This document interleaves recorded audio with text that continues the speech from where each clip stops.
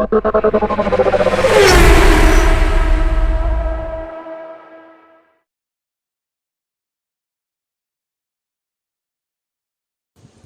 Friends, இன்றைக்கி நம்ம பார்க்க போகிறது பார்த்திங்கன்னா சிறுகீரை.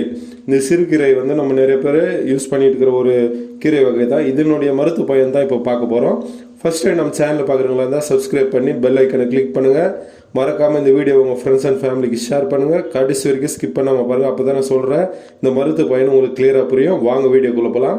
ஃபர்ஸ்ட் ஒன் பார்த்திங்கன்னா இந்த சிறுகீரை. இது பார்த்திங்கன்னா மலச்சிக்கலை குணப்படுத்தும். அதாவது நம்மளுக்கு ரொம்ப முக்கியமான விஷயமே வந்து நம்ம சாப்பிட்ற பொருள் வந்து நம்மளுக்கு வந்து ஜீரணமாகி டைஜஷன் ஆகி எந்த ஒரு வயிறு கோளாறோ மலச்சிக்கலோ இது மாதிரி இல்லாமல் இருக்கிறது தான் ரொம்பவே முக்கியம். அப்படி இருக்கும்போது தான் நம்மளுக்கு வந்து நம்மளுடைய உடம்பு வந்து நல்லா இருக்குதுன்னு நம்மளுக்கு தெரிய வரும். இந்த மலச்சிக்கலை போக்க இந்த சிறுகீரையை வந்து நீங்கள் சாப்பிடுவதில்ல. என்ன ஆகுதுன்னா உங்களுக்கு வந்து நல்லா செரிமானம் ஆகுது. அது மட்டும் இல்லாத தீவிரமான மூலம், அதாவது பைல்ஸு, உள் பைல்ஸு, அதாவது உள் மூலம் வெளி மூலம் இந்த மாதிரி எல்லாம் இருந்தால் கூட நாலு அடைவில் இது குணமாயிட்டு வர்றதுக்காக இந்த சிறுகீரை வந்து ரொம்ப பயனுள்ளதாகுது. உங்கள் மலச்சிக்கல் பிரச்சனையெல்லாம் இது தீர்க்கறதுக்கு சுலபமான தீர்வாக இந்த சிறுகீரை உங்களுக்கு பயன்படுத்துது. ரெண்டாவது பார்த்தீங்கன்னா நோய் எதிர்ப்பு சக்தி.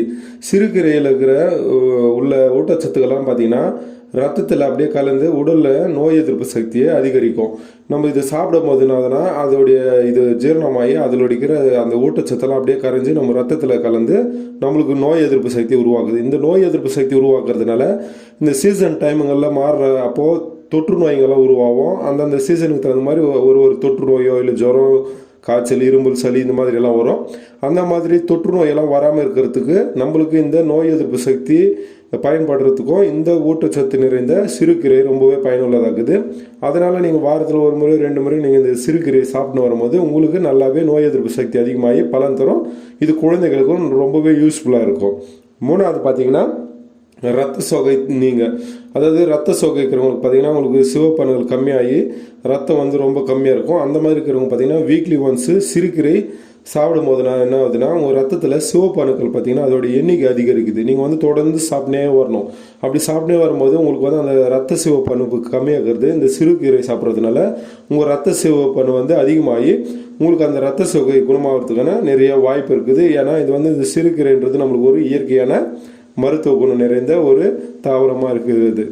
அடுத்தது பார்த்தீங்கன்னா ஆண்மை குறைபாடு. நாலாவதா இந்த சிறுகீரை நீங்கள் சாப்பிட்டே வரும்போது ஆண்களுக்கு உடலில் உயிரணுக்களை பெருகவும் திறன் கொண்டதாக இது இருக்குது. நீங்கள் வந்து நம்மளுக்கு வந்து ஆண்களுக்கு பார்த்தீங்கன்னா இந்த காலத்தில் வெயில், ஃபாஸ்ட் ஃபுட்டு, அது இதுன்னு நைட்டு பகலமாக வேலை செய்கிறாங்க. இந்த மாதிரி ப்ராப்ளம்லாம் இருக்கிறவங்க பார்த்தீங்கன்னா அவங்களுடைய அந்த ஆண் விந்தணுக்கள் பார்த்தீங்கன்னா நீர்த்து போய் கம்மியாக இருக்குது, இல்லை உற்பத்தி ஆகிறது ரொம்ப கம்மியாக இருக்குது, அதனால் குழந்தை பெருக்காமல் இருக்குது, ஆண்மை குறைபாடு இருக்குது. அப்படின்றவங்க இந்த சிறுகீரையை நம்ம வாரத்துக்கு ஒரு முறை 2 முறை பொரியலாவோ கூட்டாவோ இல்லை குழம்பா இப்படி சேர்த்து நம்ம சாப்பிட்டே வரும்போது என்ன ஆகுதுன்னா அந்த உடலில் வந்து அந்த உயிரணுக்கள் வந்து உற்பத்தி வந்து அதிகரிக்கிற திறன் வந்து மேம்படுத்துது. இதனால் பார்த்தீங்கன்னா ஆண்களுக்கு வந்து விந்தணுக்கள் பெருகி மலட்டுத்தன்மை வந்து குணமாகும்.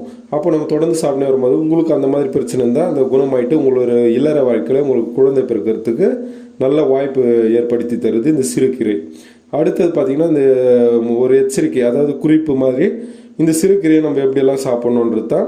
அதாவது எந்த கீரை வகையாக இருந்தாலும் பார்த்தீங்கன்னா நீங்கள் வந்து ராத்திரியில் சாப்பிடவே கூடாது. ஏன்னா ராத்திரியில் சாப்பிடும்போது கீரை வந்து நம்மளுக்கு ஜீரணம் ஆகாது. அதனால் பார்த்தீங்கன்னா இதில் அதிக நார் சத்துக்கிறதுனால கீரை வகைகளில் உங்களுக்கு ஜீரணம் ஆகாமல் நம்மளுக்கு வந்து செரிமான பிரச்சனையும், வயிறு வலி, வாமிட்டிங் இந்த மாதிரி சென்சேஷன் ப்ராப்ளமெல்லாம் ஏற்படும். அதனால் வந்து குழந்தைகளும் சரி பெரியவங்களும் சரி யாருமே வந்து ராத்திரியில் கீரையை சாப்பிடுறத வந்து நீங்கள் முழுமையாக தவிர்க்கணும்.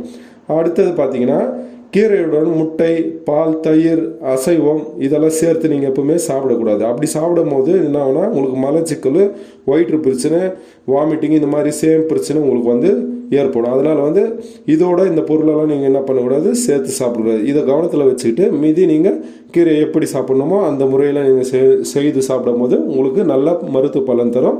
இந்த வீடியோ உங்களுக்கு பயனுள்ளதாக இருக்கும்னு நான் நினைக்கிறேன். இதே போல் பயனுள்ள வீடியோவெல்லாம் உங்களுக்கு நான் போடுறதுக்கு மோட்டிவேஷன் பண்ணுறதுக்காக நீங்கள் என்னுடைய சேனல் லைக் பண்ணுங்கள். சப்ஸ்கிரைப் பண்ணாமல் நீங்கள் பார்த்துட்டு இருந்தீங்கன்னா சப்ஸ்கிரைப் பண்ணி பெல் ஐக்கானை கிளிக் பண்ணுங்கள். அப்போ தான் நான் போடுற வீடியோ உடனே உங்களுக்கு வரும். தேங்க்யூ ஃபார் வாட்சிங் வீடியோ.